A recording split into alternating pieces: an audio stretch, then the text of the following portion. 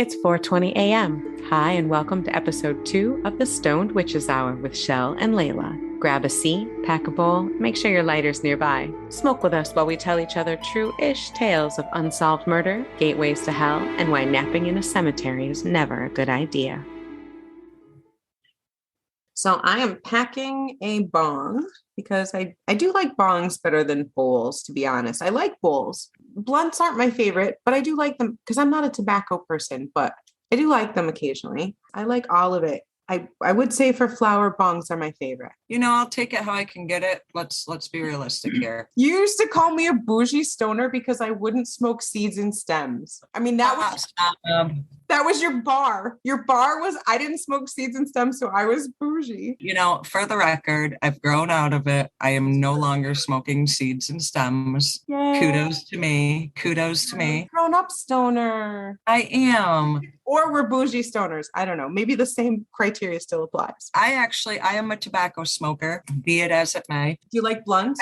I don't like blunts because it's more cigar-y and it makes your weed taste cigar-y, and I don't really like that. The tobacco makes me lightheaded, and so I just can't do it that often, but I do like them. But like if I'm with friends, or like if I'm hanging out with you, I'll smoke a bong. I do like pre-rolls. Love pre-rolls. They're one of the greatest inventions ever. Short and to the point. My husband rolled some joints for me. And actually what I really mean is he packed some cones for me. Is that still called rolling?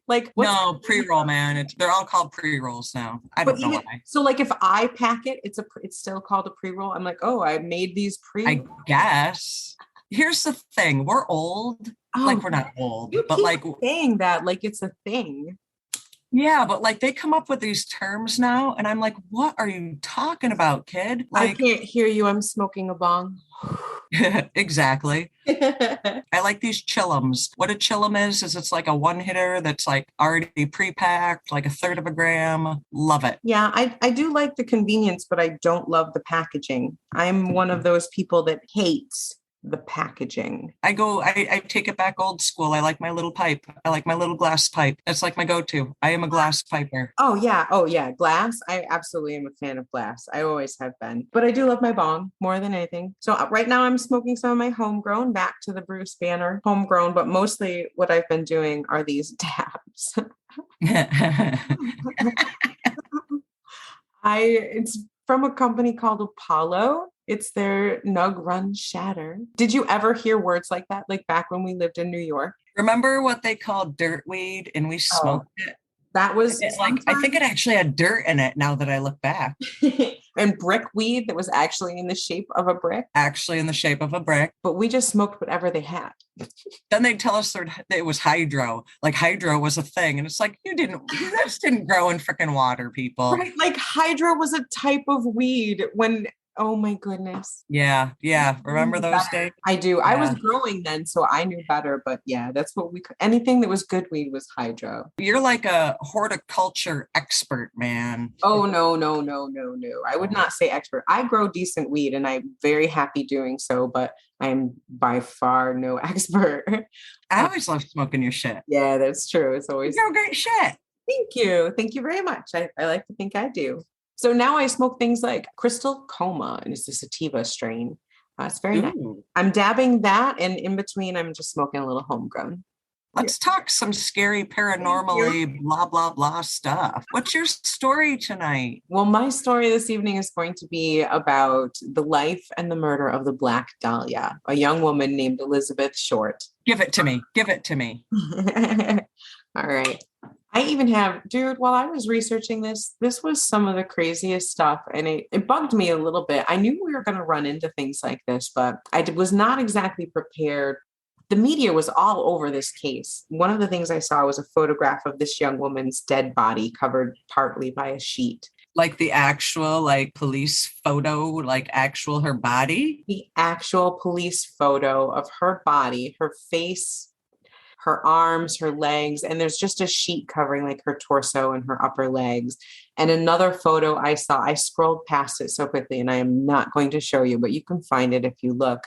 You can find a photo of this beautiful young woman's face that the photos are out there. I didn't really expect that I was going to see as much as I did about this, but I guess that's kind of part of the whole story. because the media was all over it, because a beautiful woman died in the 1940s, and there's sex, there's this gruesome murder, and there's a woman that they claimed was a Hollywood starlet wannabe that came from Boston, Massachusetts to California, and all these stories got blown out of proportion. Let me hit this bong, and I'm going to tell you a gruesome, sad story about a woman who was just starved for love and ended up maybe possibly on the wrong end of a mob boss. It's always the way, man. Always the way. Okay, so I'm going to set the scene a little bit here. All right, grab your pot, Chelle. I got it. Sit back. I got a story for you.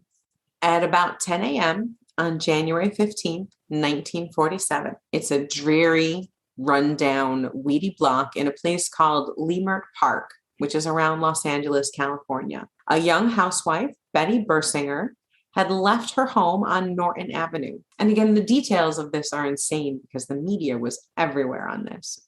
Why? Because it was in California? Why was the media all over it? The media was all over it because she was beautiful. She was a beautiful young woman. There was rumors of lots of lovers. And she was murdered in such a brutal fashion that it just hit every nerve at the time. They interfered with the investigation to the point where they may have contaminated evidence. So anyways, this woman, Betty Bersinger, left her home in Leimert Park, and she was going to the shoe repair shop to pick up some shoes for her husband. And with her, she had her 3 or maybe 5, depending on the account, 3 or 5-year-old daughter with her. And she was kind of scolding the little girl because they were passing all these weedy, vacant lots that were kind of seedy, that sometimes people threw their garbage in. And the little girl wanted to play in the vacant lots. And of course, the mother did not at all want this. Probably not a place you should have been taking your kid in that day and age. No, probably not. I guess from all accounts, it wasn't exactly a bad area, but it wasn't really a good one either. So she thought she was doing okay, kind of cutting over to this shop to pick up her husband's shoes. She said later in an interview that she felt slightly disconcerted at the time. She just everything felt kind of off, but she kind of blamed it on the cold gray morning. And as she walked further along, she saw something very white in the weeds. And that was what kind of caught her eye, was this bright white amongst the dirty. If you've ever been to California, everything here is kind of a shade of tan ochre. This dust gets on everything. And anyway, so this white thing in the weeds caught her eye. It wasn't uncommon for people to toss their garbage out into the vacant lots. And so she thought maybe someone had left a store mannequin there. And the child was very curious and was like, "Mommy, what's that? What's that?" And so the mother obviously didn't want her daughter to see it any further because she had gotten an eyeful, and that's when she turned and ran for the nearest neighbor's house to call the police. She said again in an interview later, "I glanced to my right and saw this very dead, very white body. My goodness," she says, "it was so white. It didn't look quite like anything more than perhaps an artificial model. It was so white and separated in the middle." Separated? Separated. That's her exact words. So yeah, this woman, what they saw was this woman, Elizabeth Short, in an abandoned lot, face up. Some accounts say green, some say gray blue eyes were open. She had these pale, pale eyes. And she had been posed with her elbows bent at right angles, her hands over her head, and her legs were spread with her knees straight. Her body was cut cleanly through in the middle with surgical precision. And they found her intestines coiled neatly under the lower half of her body. Oh, wow. Wow. Like, that's sadistic shit. Very sadistic. It gets worse. She was completely drained of blood, not a drop of blood. That's why her body was so pale and white. And there was no blood at the scene. So someone took out her blood before they dumped her body? Exactly. I'll get to that part. What's wrong with people? What is wrong with people? So there was more. There's more. Oh, God. There were chunks of flesh missing from different parts of her body. Again, cut out with surgical precision. And some of the most brutal things that they noticed on first sight was that her face had been cut from the corners of her mouth to her ears, kind of like the Joker smile. Oh, wow. It's something called the Glasgow smile, I found. And they don't know if this is a connection at all, but apparently a Glasgow smile, which one of the newspapers described it as, it's inflicted by cutting from one or both corners of the victim's mouth, sometimes all the way to the ears. It originated in a dark period in the Scottish city of the same name, Glasgow, in 20th century Scotland. These roving gangsters would punish each other, carving the sides of their victim's mouth in a demented grin known as the Glasgow smile. And But she wasn't a gangster. she wasn't a gangster. She was rumored to have been with some. There were also rumored later that there were cigarette burns also all over her body, and it looked like she had been bound hand and foot. So an autopsy was performed on this poor young woman, and marks on her body suggested that she had been bound and tortured. And her official cause of death, cerebral hemorrhage and shock, and blood loss possibly due to the wounds on her face. They discovered that a chunk had been carved out of her thigh where a tattoo had been. So they'd carved a rose tattoo out of her thigh. And why would you do that? Even worse, they found it stuffed in her vagina. Wow. Now, what year was this again? This was in 1947. So again, the gruesome details of this were everywhere. The reporters were telling stories of her being bound and of the cigarette marks, and the police were trying to keep some of this silent. And actually the tattoo chunk and where it was found had been kept out of the news until someone mentioned it that shouldn't have known. Wow. And where was this again? This was in Hollywood, California. The coroner, in a private conversation, had also suggested on multiple occasions that he had found her stomach full of feces. Oh, wow. He suggested that he thought, in his opinion, that she had been forced to eat feces while still alive, and that the blood loss that caused her death was due to the Glasgow smile being performed upon her while she was still alive. So basically, somebody really hated her, really hated her. Correct. And tortured her. That's crazy. Her identity was discovered with the help from a very early fax machine. A fax machine? A fax machine, one of the first ones. They called it at the time sound photo. They sent this poor dead woman's fingerprints to Washington, D.C. so that they could be checked by the FBI. And actually, they did have her fingerprints on file. So they knew right away that her name was Elizabeth Short. And so they knew who it was. They did. They found out very quickly. Her fingerprints were on file because she had gotten a job earlier at an army base in California. So she'd had to use her fingerprints to apply for that. And also shortly after that, she had been arrested for underage drinking. And so her fingerprints... Haven't we all? Haven't we all? She lived an amazing life. Again, which is partly why the media jumped right on this story. Once her name was identified by this early fax machine, the media went crazy. One of the things the press had done that was really out of pocket was a newspaper reporter called Elizabeth's mother, Phoebe Short, telling her that Elizabeth had won a beauty competition and that they wanted some background information on her for a story that they were doing because she had won this beauty pageant. The mother was obviously very happy to gush about her daughter. And when the interview was over, the scumbag reporter told her that actually her daughter had been murdered. And that's why they were calling.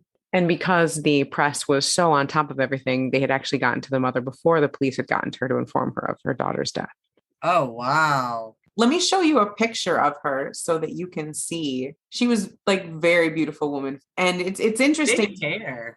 Yes. Her black hair was a big part of why she was called the Black Dahlia, and also her penchant for wearing sheer black clothing. I like.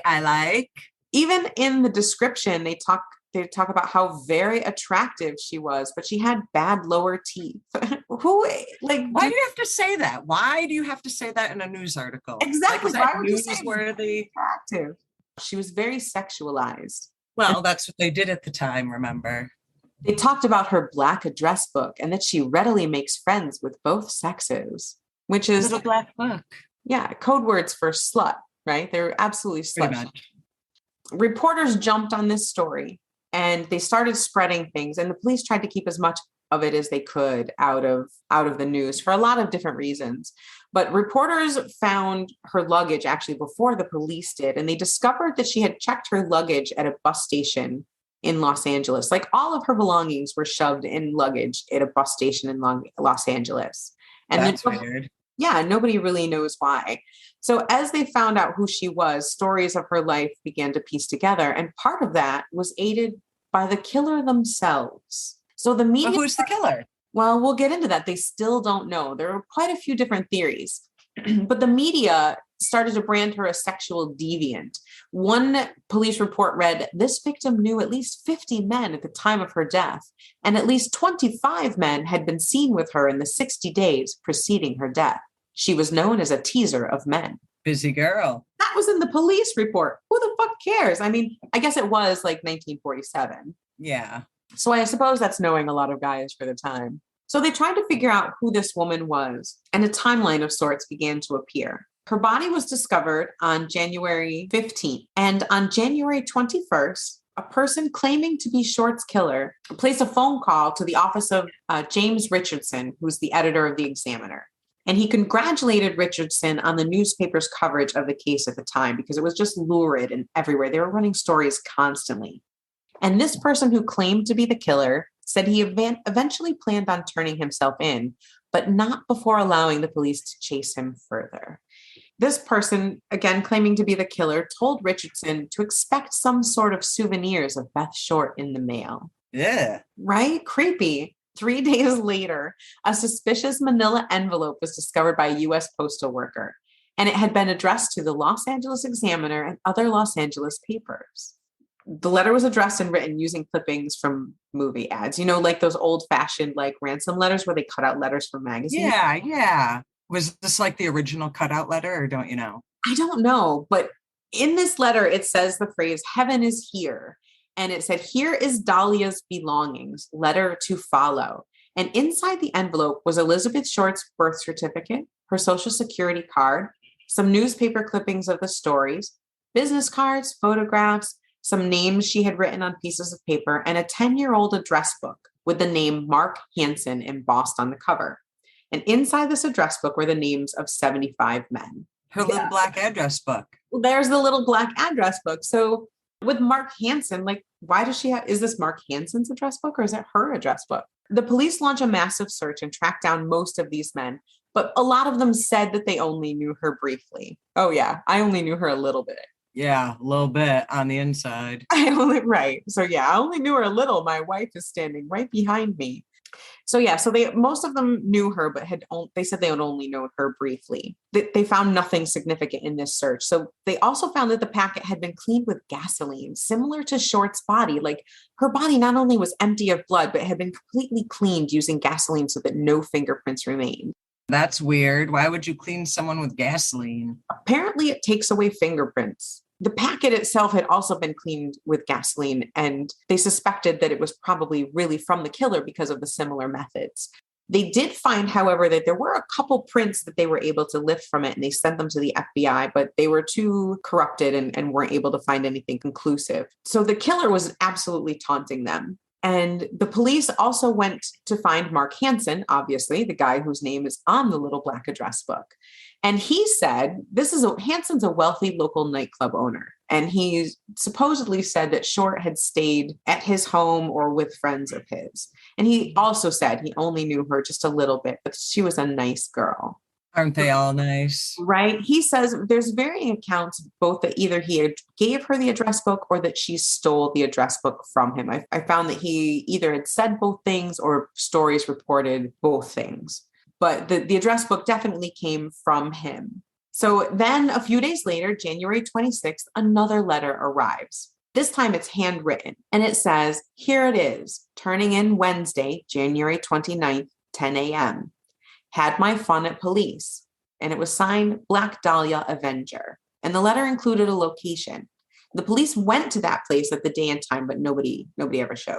After that, the alleged killer sent notes made of letters cut and pasted from magazines that said, have changed my mind. You would not give me a square deal. Dahlia killing was justified. So, Ooh. Yeah, again, all these letters have been wiped clean with gasoline, which is one of the things that they used to connect all of them that they hadn't really tried to report too much on at the time. And this helped them kind of, because so many fake things were being reported in the news and people were claiming to have done it and they were getting so many tips and more letters. So this kind of helped them discover which ones they felt had actually come from the real killer. Oddly enough, on March 14th, there was some clothing found at the edge of the ocean in Venice, California. And on this pile of clothing, inside the shoe was a suicide note. And it said, "To whom it may concern, I have waited for the police to capture me for the Black Dahlia killing, but they have not. I am too much of a coward to turn myself in. So this is the best way out for me. I couldn't help myself for that or this. Sorry, Mary." Although very intriguing, the pile of clothes and the suicide note never really amounted to anything. No body was ever found, and it was never proven to be connected to the Black Dahlia case. Elizabeth Short was born in Boston, Massachusetts, and she had scandals even when she was a kid. So, like, her dad lost most of his money when the stock market crashed in 1929. And in 1930, they found his car abandoned on the Charlestown Bridge, and it was assumed that he had jumped to his death. So his wife, who is now broke with all their debts and 5 children, has to start working multiple jobs to take care of this shitstorm he left behind. So it's pretty tough at this time. And she is rumored to be like the most beautiful. Neighbors all said she was the most beautiful of the 5 Short girls. So she spent some of her time in Miami, Florida with family. And because the family was struggling so much, she dropped out of school and went to work to help support her family. Then, interestingly enough, in 1942, so now 12 years later, they get a letter from the dad. He had faked his own death and run away to California, and he wanted them to forgive him. What an asshole. Absolutely. Yeah, a complete asshole. Like, who does that? And 12 years later, he's like, "Oh yeah, I guess enough time has passed. I love you guys. Sorry. Yeah. Can you forgive me?"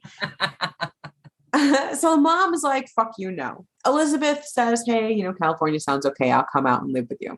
So she goes and lives with dad, and that does not work out. He calls her lazy and shiftless and thinks she's awful. Elizabeth has now met some young men, and she's writing to guys in the military. She's looking for love, basically. She hooks up with a young man, a pilot, Major Matt Gordon Jr.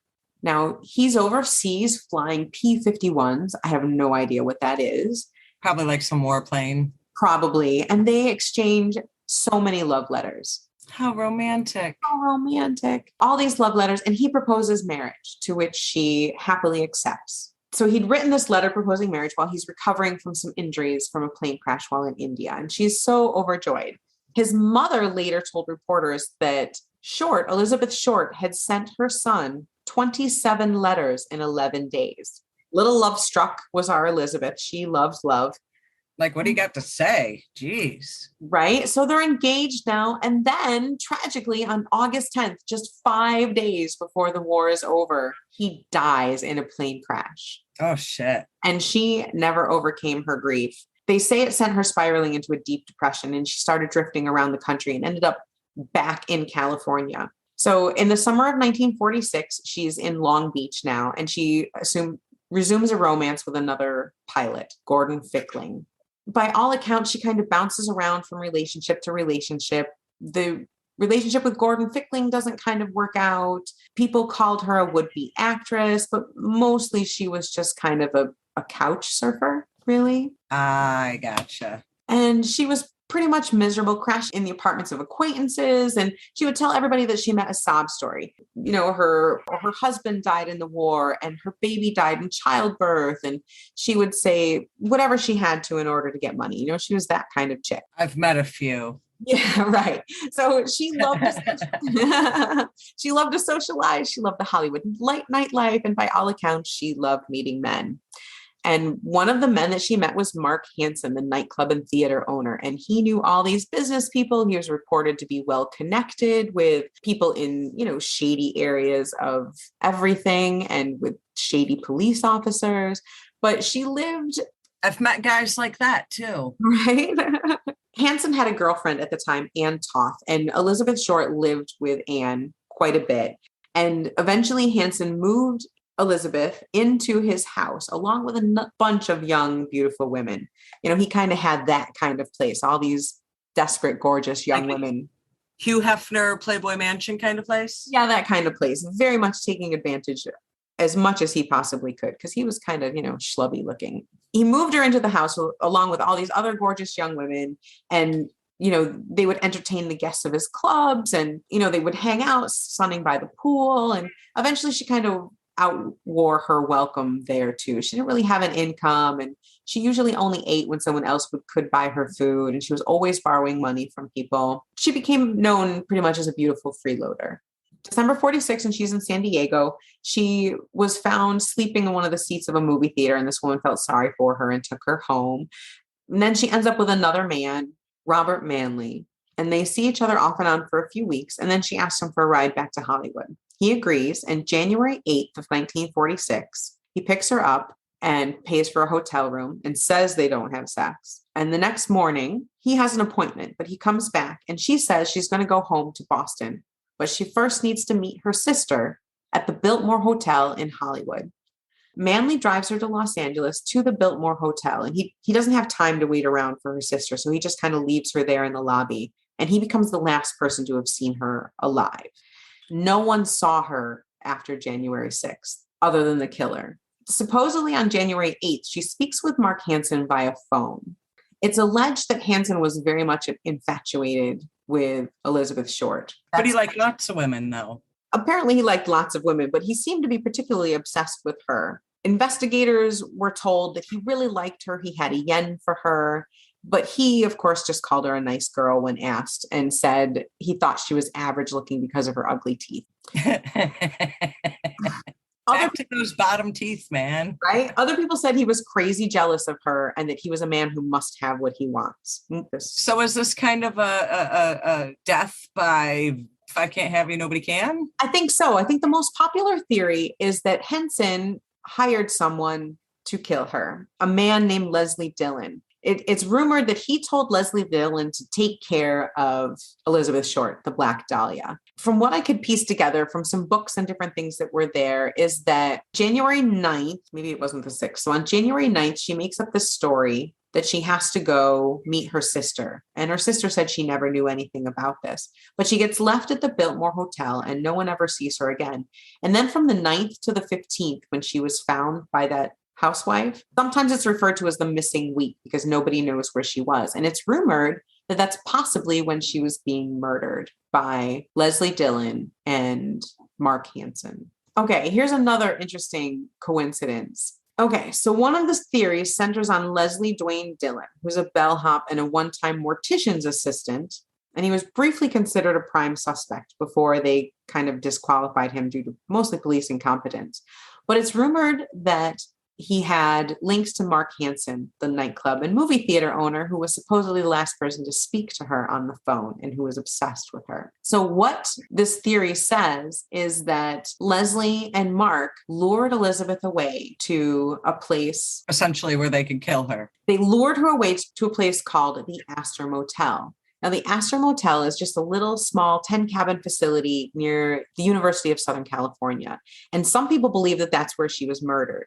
And the reason why is because the Astor Motel owner on the morning of January 15th says he opened the door to one of his cabins and found the room covered in blood and fecal matter. And in another cabin, he discovered that someone had left a bundle of women's clothes wrapped up in brown paper, also stained with blood.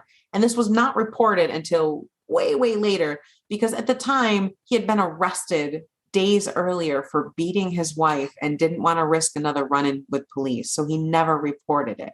So they think that that's where she was probably murdered. Yeah, but they were just mean to her, like mean. They really were. I mean, whoever did this really had something.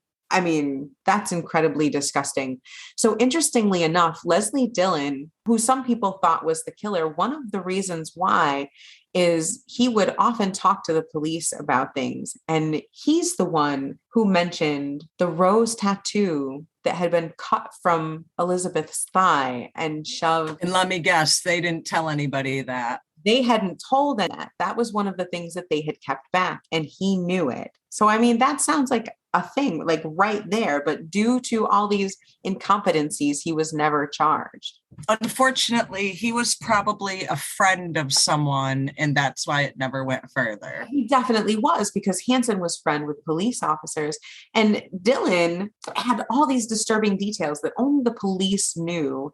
And he also told stories like, oh, like, I believe she was murdered in a motel room, or, you know, and he talked about things like that, which actually turned out to have been true. Yeah, so due to incompetence, He probably had friends in high places. he definitely did.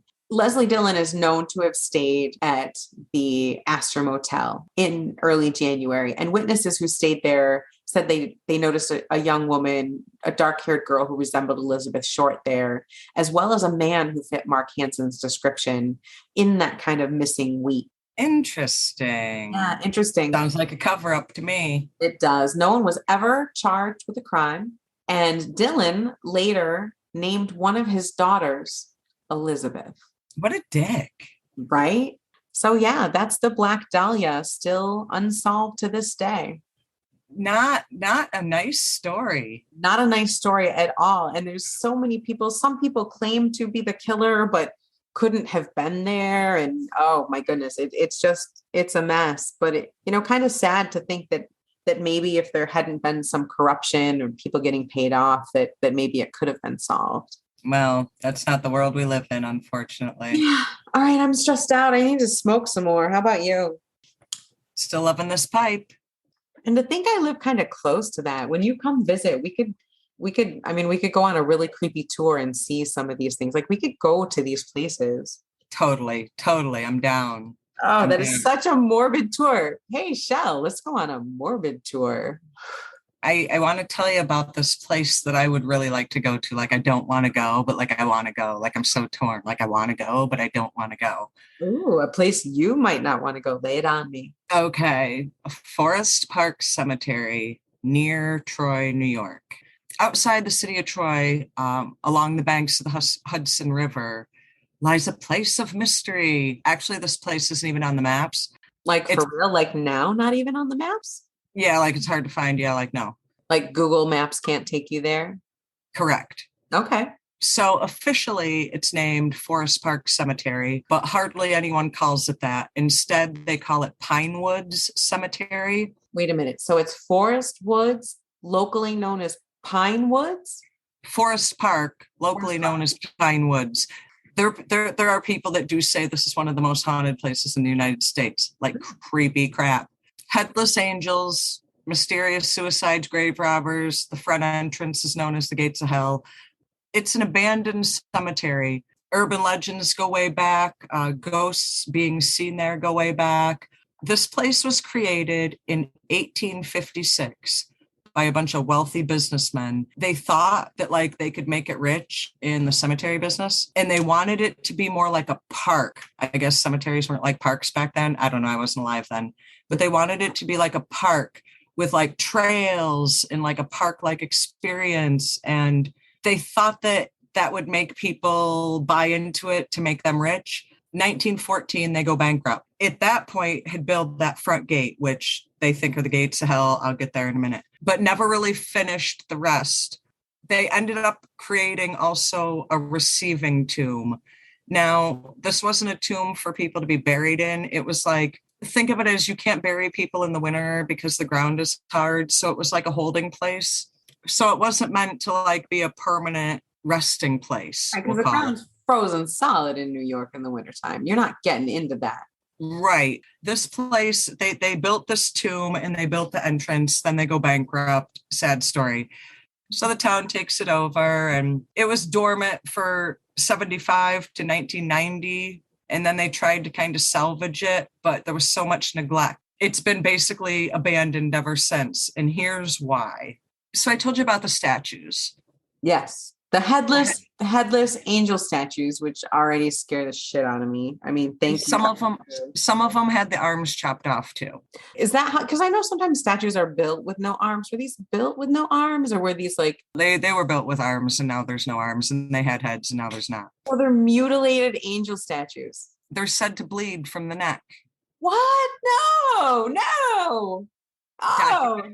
Documented bleed from the neck. What do you mean documented? What do you mean documented? Bleed from the neck. Statues do not bleed from the neck. These do. No. All right. What do you, okay. All right. What do you mean documented? Like there's an explanation, supposedly, depending on if you're a skeptic or if you're whatever, explanation. There so happens to be this moss. Leave it to fucking moss that happens to grow rarely in that part of upstate New York, that under certain conditions, this moss turns into a red liquid. Wait. So I'm supposed to believe either that a statue is bleeding or a moss turns into a red liquid. Yes. They both sound fake. I'm too high for this. All right. I know, All right. right? I'm going to go with probably moss turning. I know moss does weird shit. So I'm going to go with moss turning into red liquid, but damn. Were they high when they came up with those explanations? Probably. Right. There is a story that Life magazine did, calling it the gateway to hell, the top most haunted place in the world. So the story goes on for like 30 years. Guess what? No one can find any story. Even Life magazine is like, we don't remember doing a story. So like there's this huge What do you legend. mean they don't remember doing a story? There are people who swear that Life magazine did a story on the cemetery that just like poof, vanished, gone. Nobody knows about, can't find it. So is this like the Mandela effect? Like a bunch of people believe it, but they can't find proof of it? It's just this particular thing, I guess. I don't know. Whoa. I like finding ghosts. There's what they call the friendly soldier.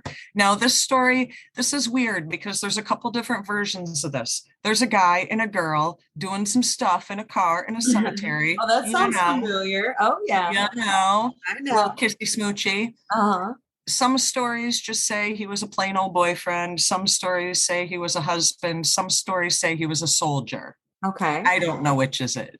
So they're in the car. Either way, no matter what the guy is, he gets out of the car for whatever reason. The girl falls asleep. Okay. If my boyfriend got out of the car in a cemetery, I'm not like, hey, nappy time. Like, I am going to be like cognizant of my surroundings until he gets back in the car, wouldn't you? I mean, movies have taught us, Chelle, that something bad always happens when you are in a car anywhere with your significant other and it's dark outside and one of you gets out of the car. You just shouldn't do it.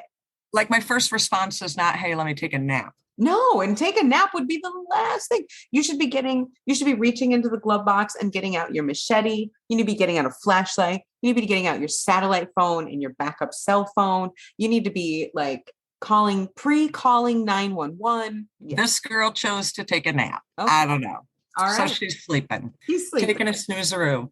She gets awoken to sounds of something dragging on the roof of the car. No. Okay. All right. Okay. My God. Wait. Hold on. I got to turn on more lights. What do you mean dragging on the roof? No, Chelle. She gets out. It's him. He hung himself above the car, and it was his toes scraping on the roof of the car as he swung back and forth. No. Oh no. The legend is his that toes scraping on his toes scraping on the roof of the car. Why did she fall asleep? Well, apparently he walked through the gate at the front and actually walked through the gates of hell, and they say that the demon hung him from the tree. So, oh my God. So he walked through the gate. So they like claimed him? Pretty much. Oh, what did she do? She sees him hung there. Like, what did she do? You want to hear a funny story? They put her in an insane asylum. So she obviously tried to tell someone, right? And she tried to tell someone. They basically blamed her and put her in the crazy house. They said she did it? That she did it and that she was crazy. Yeah. No. She swears that like the demons did it through the gates of hell. Oh, wow. There's stories like phones dying. People go there.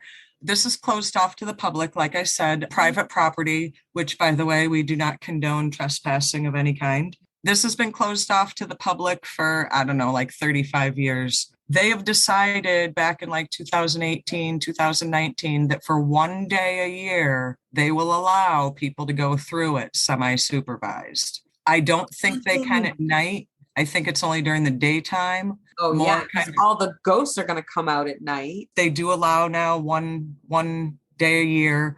You know, it's a cemetery in the middle of the woods. People have gone in it, saying their phones die. They'll take pictures. And I looked up, and you can look up some of these pictures if you Google the Forest Park Cemetery.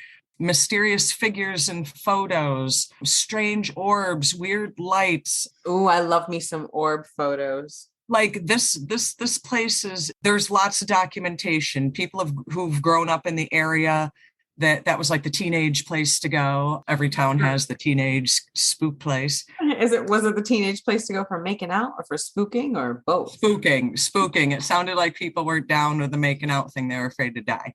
Okay. But that kind of spooky. The way it's kind of grown over, you have to go through like deeply wooded areas to get to some of these headless statues. One story goes that one of the statues that still has a head will sometimes have glowing red eyes at night. You go into this mausoleum type crypt type thing. It was meant to kind of be a holding area. No, you don't go in it. No, you do not. The air is heavy, supposedly, and you feel like you're being watched. I'd go in it. Come on. Oh, how creepy. No. But if you were to look this place up online, if you were to Google it and see this front gate, this iron gate, like it kind of looks like the gates of hell. Like you feel like if you walk through there, bad stuff's going to happen. Why would they build that? And after it's built, why would you walk through and be like, oh, people say this is the gates of hell. I'm just going to walk through it. Do. Like, why? Just to see. I'd do it. What if? Just to see. But no, bad things. Here's another weird piece to it. What they call unearthly animals. What's an unearthly animal? Like kind of like a cross between like a person and a dog, and like, isn't that like a were-dog? Bear. Some like half bear, half people-y. Like, isn't that a werewolf or a were-dog? I don't know. The way I had read it in one of these articles was demonic animals. Demonic animals? Well, that's not fair. Animals are supposed to be cute and nice. Well, maybe not bears, but they're supposed to be cute and nice and cuddly. Like the three-headed dog, the whole bit. And the deeper you go into the cemetery, like these animals are ready to take you. There's stories of teenagers disappearing and them finding like pieces. Oh no, of the teenagers? Yeah. Oh no. Ew, no. But then, you got some other folks that, back in the 80s and stuff, people were going in the cemetery, they were vandalizing, desecrating. There was reports of satanic rituals in there and animal sacrificing in there. So you add insult to injury that people are crazy and this place is crazy. I want to go, but I don't want to go. I don't want to get arrested. I guess the people of the town have made like some sworn oath that if they see anybody near that cemetery, they call the police. Like serious neighborhood watch stuff going on. It's highly patrolled. They really do want to keep people away from it. And the question is, do you want to keep people away from it because it's old or because it's really the gates of hell? Right? Like, why are they keeping people away from it that diligently? I mean, like we have both come from rural upstate New York, and like, are you really telling me that the highest priority on these cops' minds is keeping people out of this cemetery? Yeah, really? We've been to some pretty old, crazy out there cemeteries, and they don't really seem to be a hotbed of criminal activity. Why is this one guarded so heavily? And why is it not on Google Maps? And why is it not on Google Maps? I am a firm believer in places that feel weird, places that have strange energy and aura. And you've mentioned a couple of times that this place itself seems to have like an off energy. Bad mojo, man. Sounds like bad mojo. Crazy. And you want to go there. You're always dragging me on these hijinks. And you love it. I do love that. You love it. I love them. This is what we do. But I've read some personal accounts, people who are paranormally, people who don't believe in ghosts and never did until they were having an experience at this place. Like, this place has made people believers. Unfortunately, a lot of children's graves there. So a lot of children ghost spotted. A lot of bad stuff going on here on top of, through the Depression, through a couple world wars. There's just probably some angry spirits there to begin with. Yeah, more than likely. Now, you mentioned that it's open one day a year. Yeah. Have there ever been any paranormal investigations done there? Like, has anyone tried to contact professionally the ghost?